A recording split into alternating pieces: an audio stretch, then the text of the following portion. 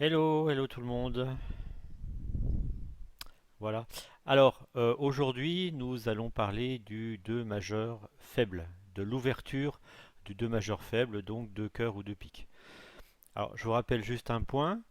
Normalement, on ouvre à partir, enfin, il est obligatoire d'ouvrir, les autres ayant passé ou n'ayant pas encore parlé, il est obligatoire d'ouvrir à partir de 12 points honneur. Alors, cela ne veut pas dire que en dessous de 12 points, il faut passer. Cela veut dire simplement que il n'est pas obligatoire de parler, mais vous avez la possibilité de parler. En l'occurrence, le 2 majeur faible est une ouverture qui se fait, comme son nom l'indique, de façon faible. Alors, l'objectif clairement avoué de cette annonce est d'enquiquiner les adversaires, surtout en ne leur facilitant pas la tâche pour trouver un contrat dans l'autre majeur, en principe. Donc c'est une ouverture de barrage qui va respecter un certain nombre de conditions. Alors, les conditions, d'abord, on va parler de si vous êtes en première ou en deuxième position, c'est-à-dire que vous êtes le premier à parler. Donc, les conditions pour ouvrir d'un 2 majeur faible, donc il faut bien sûr 6, alors belle carte, entre guillemets, dans la majeure en question, et il faut être dans une zone de 6 à 10 points honneur si vous êtes non vulnérable. Si vous êtes vulnérable, il est préférable d'avoir quand même d'assurer ses arrières avec plutôt 8 à 10 points honneur et de préférence aussi 2 gros honneurs, donc possédés dans la couleur longue si vous êtes vulnérable. Donc je rappelle, c'est une majeure exactement sixième, ni septième, ni cinquième, exactement sixième. Donc une couleur que l'on va, alors quand je dis belle, c'est une couleur, plutôt dû dire intéressante, c'est-à-dire il vaut mieux avoir des grosses cartes et des grosses cartes liées. C'est-à-dire vous n'allez pas ouvrir si vous avez le 2, le 3, le 4, le 5, le 6 et le 7. Je ne sais pas si ça fait 6 cartes. Ça, ce serait quand même assez étonnant parce que, comment dire, cette couleur aura fort peu de chances de vous rapporter beaucoup de levées.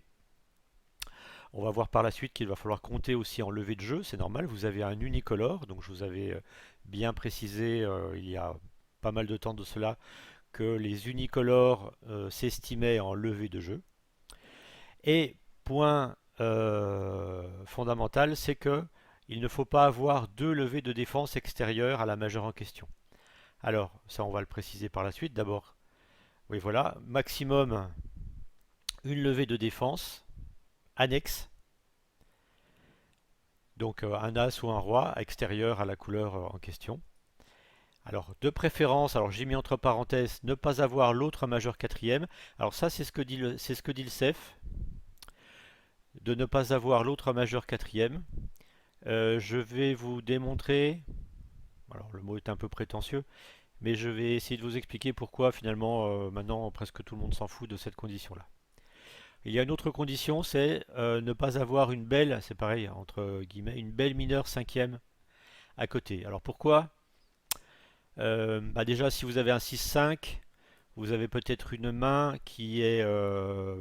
il faudrait choisir laquelle de ces deux couleurs, dans laquelle de ces deux couleurs vous allez finalement barrer les adversaires. Donc il vaudra mieux faire une intervention euh, soit en bicolore, quand le tour vous reviendra, soit vous laissez votre partenaire ouvrir et à ce moment-là, vous allez décrire votre main. Alors quelques exemples très très rapidement. Bon bah là c'est l'exemple de tout à l'heure, hein. Vous avez une couleur à cœur qui est pourrie et vous avez deux levées de défense annexes. Donc ici on passe. Par contre les deux autres mains, vous avez exactement 10 points à chaque fois. Ici la couleur est liée, hein. Roi, Dame, Valet c'est une belle couleur liée. Ici, bon, la couleur est moins liée, mais vous avez quand même, vous avez deux as.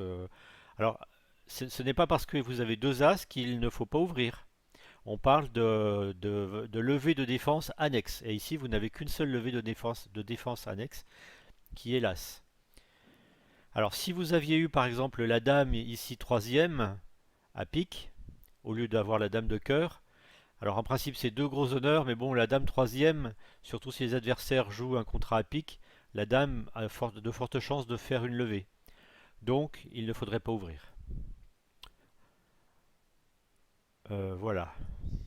Alors, donc bien évidemment, quand on joue au bridge, alors je dirais que ce que l'on avait vu jusqu'à présent, c'était comment annoncer son jeu pour gagner son contrat. Mais là, l'objectif, donc certes, il est de gagner son contrat, mais tactiquement, il peut être acceptable de chuter si les points perdus sont moindres que ce que rapporterait un contrat adverse. Donc c'est pour ça que là, je vous rappelle ici donc les tables de chute. Donc un chute, deux chute, etc. jusqu'à 5 de chute. Si vous êtes vert, donc non vulnérable, et ici rouge, c'est vulnérable, si vous êtes non contré ou si vous êtes contré. Alors il faut savoir que c'est quand même relativement rare,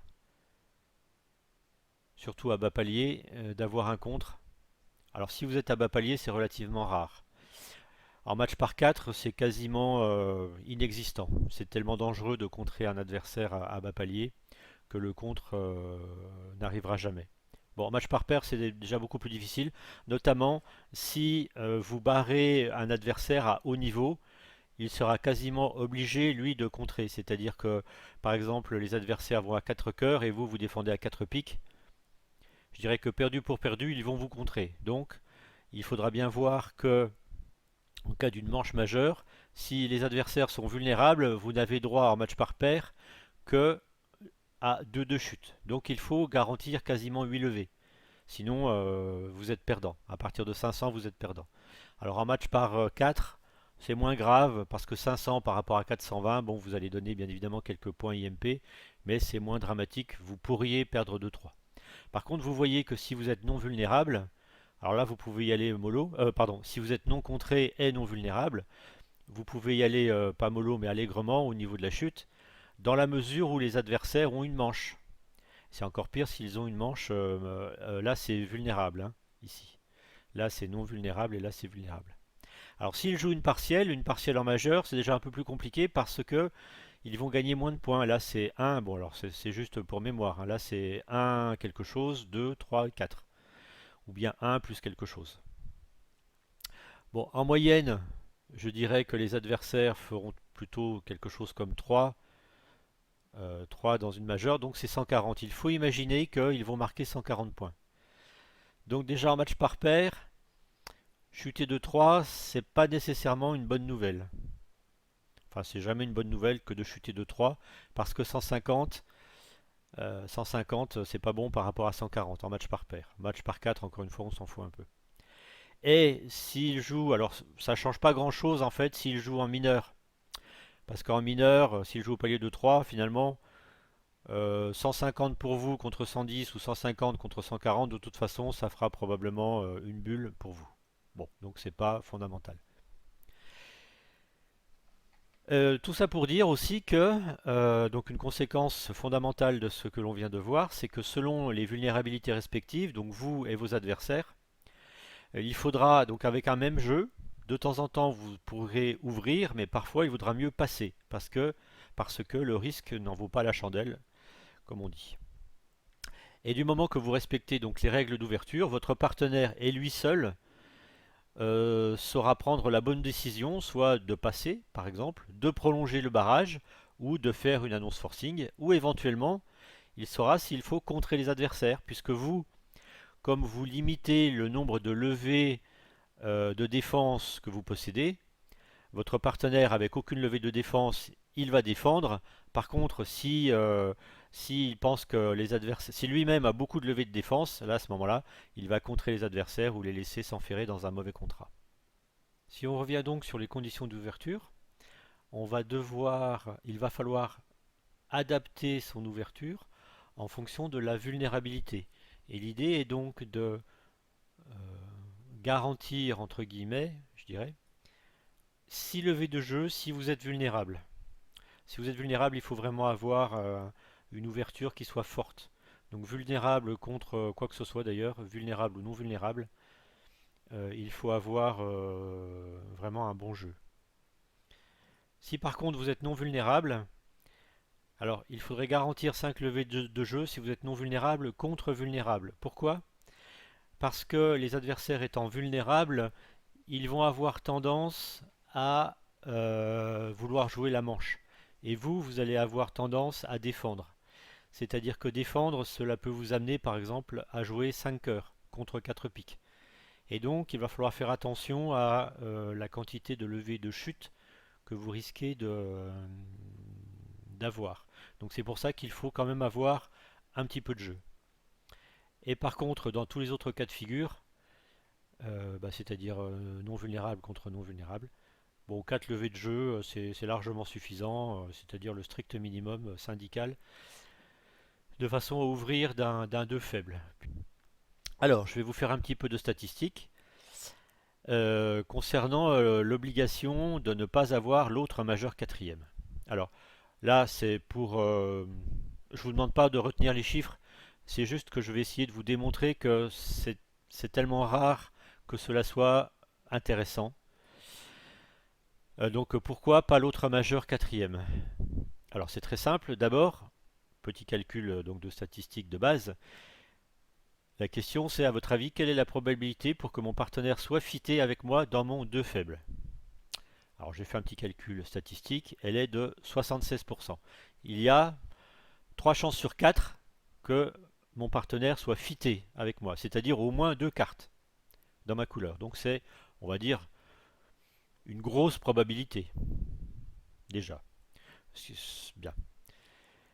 La deuxième question, c'est quelle est la probabilité que mon partenaire soit fité dans l'autre majeur si j'ai donc un 6-4? Puisque ce que dit le CEF, c'est qu'il ne faut pas ouvrir d'un 2 faible si on a l'autre majeur quatrième. Donc là aussi, petit calcul, la probabilité pour que l'on soit fité, elle tombe à 33%. Ça, je parle uniquement d'un fit, c'est-à-dire de la distribution. C'est-à-dire, si j'ai 4 cartes, quelle est la probabilité pour que mon partenaire en ait 4 ou plus dans cette couleur, dans la deuxième majeure.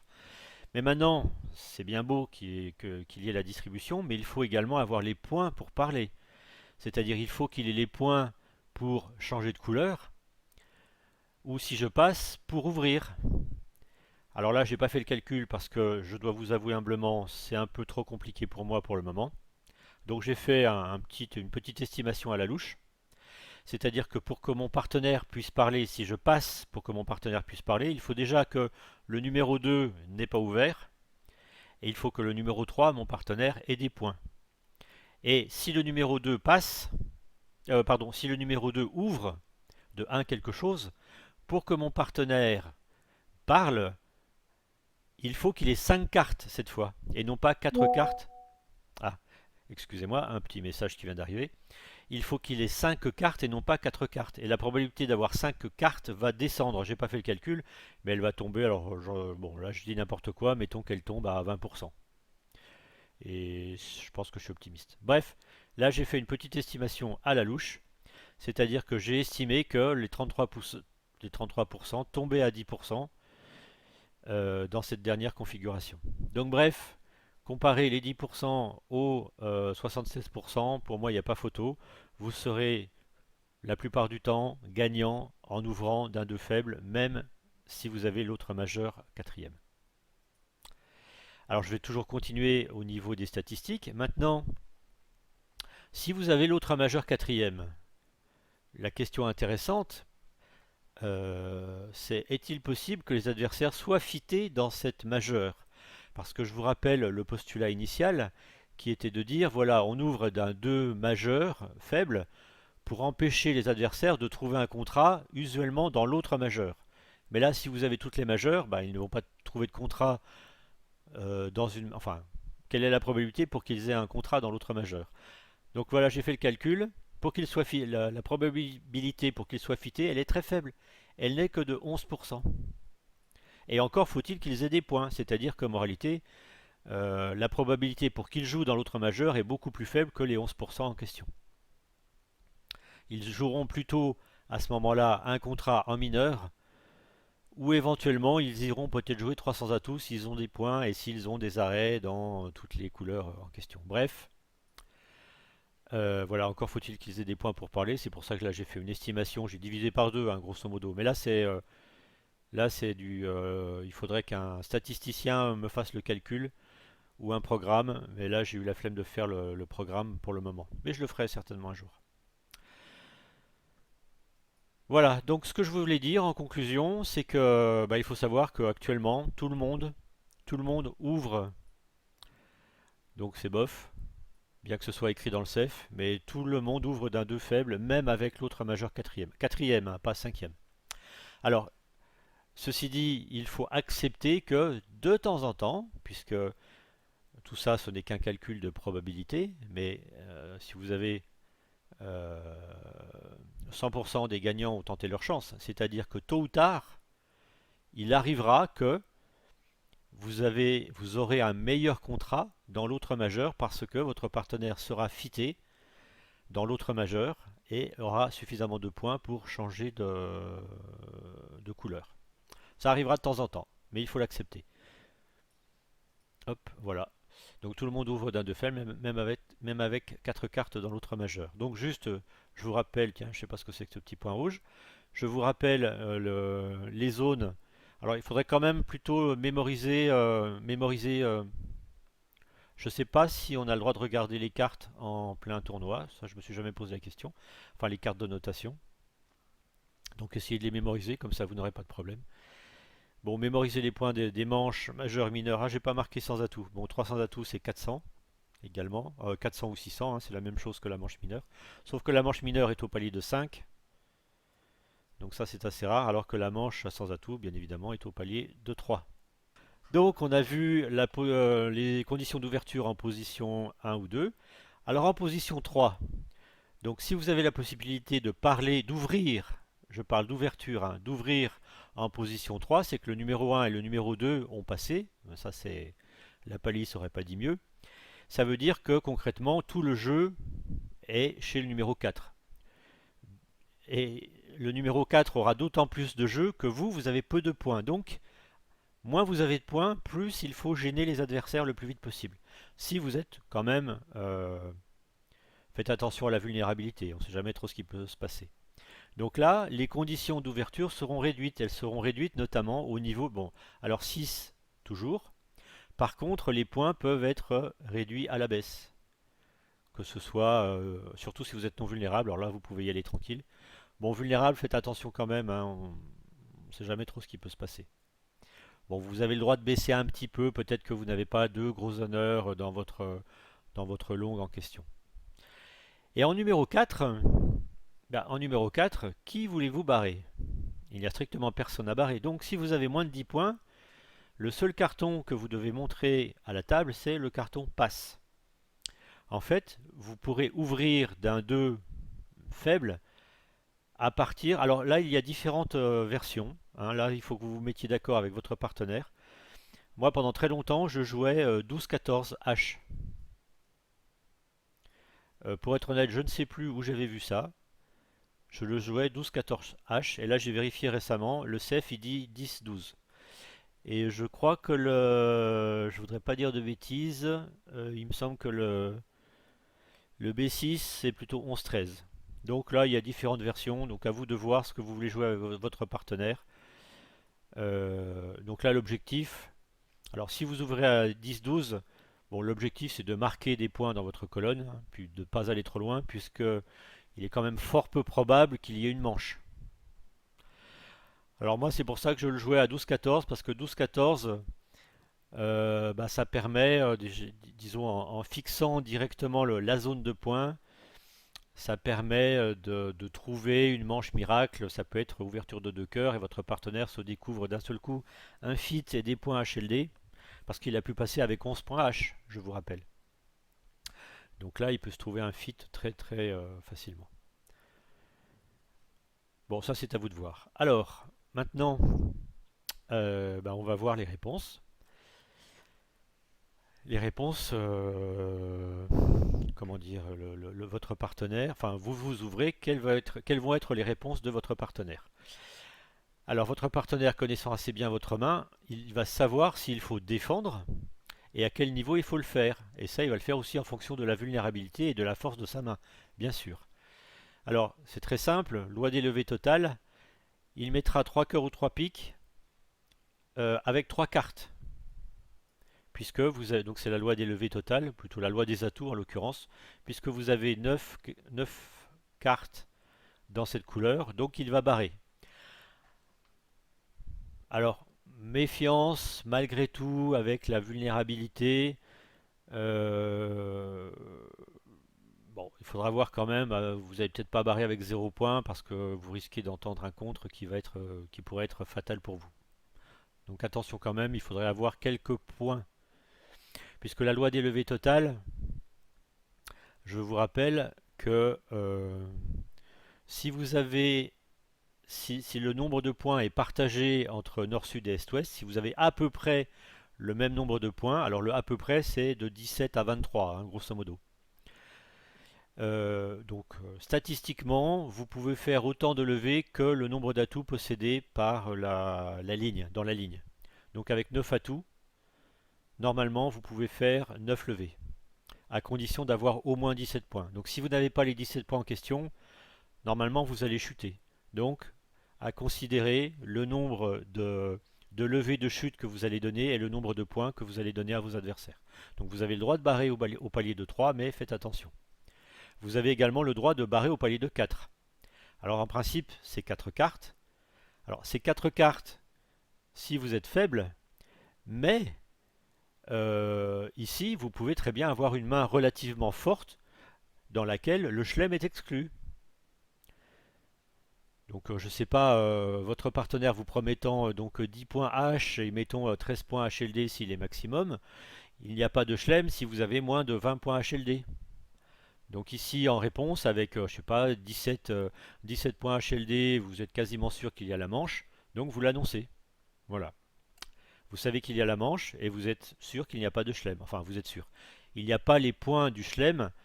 Parfois, ça tombe miraculeusement bien et vous allez faire plus 2. Mais bon, ça, on ne peut pas le deviner à chaque fois. Donc là, c'est une prolongation du barrage. Alors, vous avez aussi l'annonce conventionnelle de 200 atouts qui est, alors là, j'ai bien mis, ce sont des points HLD, donc vous comptez bien les points de distribution parce qu'en principe, vous êtes fité. Donc c'est forcing. Toute autre annonce que la prolongation du barrage est forcing. Donc ça, mettez-vous bien ça dans la tête. Et c'est, je dirais, un essai pour la manche ou éventuellement pour aller plus loin. C'est-à-dire que là, 200 atouts, c'est une question à laquelle vous allez devoir répondre et on va voir comment il faut y répondre par la suite. Alors 300 atouts, donc là c'est un arrêt. Votre partenaire veut jouer 300 atouts, il a probablement 9 levées en mineur et il est certainement gravement misfité avec vous. Il est possible qu'il soit chicane, il est même possible qu'il soit chicane dans votre couleur. Attention. Donc là, il est hors de question pour vous de rectifier à 4 cœurs ou 4 piques. C'est un arrêt. Et tout changement de couleur est également forcing. Donc vous avez deux annonces forcing, c'est le 200 atouts ou le changement de couleur. Donc forcing, c'est naturel, c'est en principe misfité. Je dis bien en principe misfité parce que parfois, comme c'est forcing, vous avez en tant que répondant, vous avez peut-être intérêt à annoncer une couleur annexe pour voir un peu si votre partenaire vous fit dans cette couleur, enfin pour éventuellement avoir des informations dans cette couleur. Et bien évidemment, alors surtout si vous êtes misfité, il faudra avoir des points. Alors là, j'ai mis 16 HLD, alors que là, j'ai laissé 16 HL. Alors pourquoi 16? C'est-à-dire que votre partenaire, l'ouvreur, ne vous ayant promis que 6 cartes, que 6 points, déjà 16 et 6, 22, alors que vous allez la plupart du temps être obligé de parler au palier de 3. Donc c'est déjà, même là, c'est un petit peu limite. Mais bon, il se peut aussi que votre partenaire ait 18 points, et 10 points. Donc ça vous ferait un total de 26, et là, bon, parler au palier de 3, c'est tout à fait normal. Donc il y a un espoir de manche à partir de 16, donc il faudra parler. Éventuellement, vous allez vous arrêter à 3 cœurs ou 3 piques si votre partenaire est vraiment faible. Alors on va voir les différentes redemandes de l'ouvreur.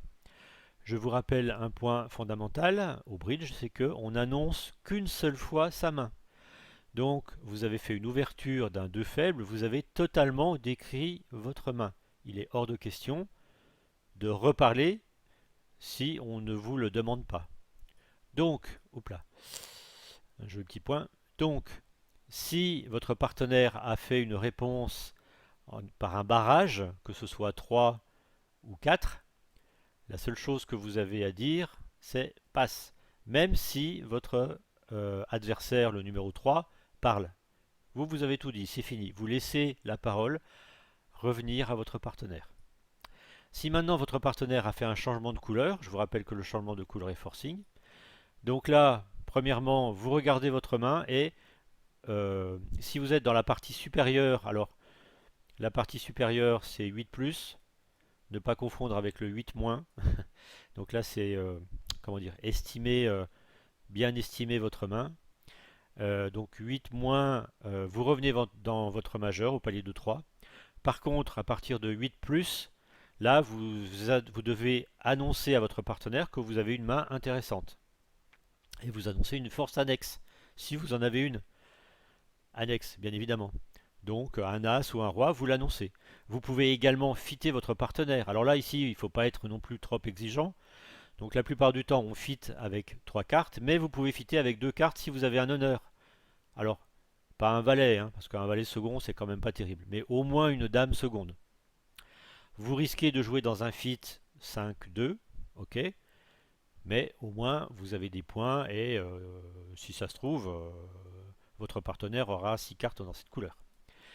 Et vous pouvez même le fitter en faisant un splinter. Alors un splinter, donc c'est un saut, donc vous annoncez une courte. Alors ça, ce sera plutôt dans l'autre majeur, hein. Il faut quand même être clair sur le sujet. Et alors, vous avez aussi la réponse sur le 2 sans atout. Donc là, c'est vraiment codifié par le CEF. Donc toujours pareil, une main faible, vous revenez au plus bas palier. Et par contre, là aussi, si vous avez une force annexe, as ou roi, vous l'annoncez par un changement de couleur. Alors c'est la même chose, hein. Alors là, éventuellement, ça aurait pu être une dame quatrième à côté, là, ici. Donc là, un changement de couleur, c'est une force. Alors là, par contre, c'est obligatoirement soit un as, soit un roi. Et si vous faites un saut, ce sera pour indiquer une courte, donc un singleton ou une chicane. Alors en priorité, si vous avez et un honneur annexe et une courte, vous devez en priorité annoncer d'abord la force annexe. Et ensuite, vous aurez certainement la possibilité d'annoncer votre courte. 200 atouts est une annonce forcing, donc toute annonce autre qu'une annonce faible devient forcing de manche. C'était pareil ici. Toute annonce autre qu'une annonce faible devient forcing de manche. Donc vous pouvez y aller tranquillement au niveau des annonces.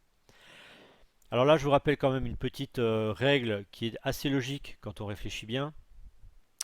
C'est que si vous êtes court à pique, et donc vous avez annoncé 2 cœurs, donc la séquence c'est 2 cœurs, hop là, 2 cœurs, 2 sans atout, hop. Vous avez une main forte et vous êtes singleton pique. Attention, 3 piques n'est pas un splinter.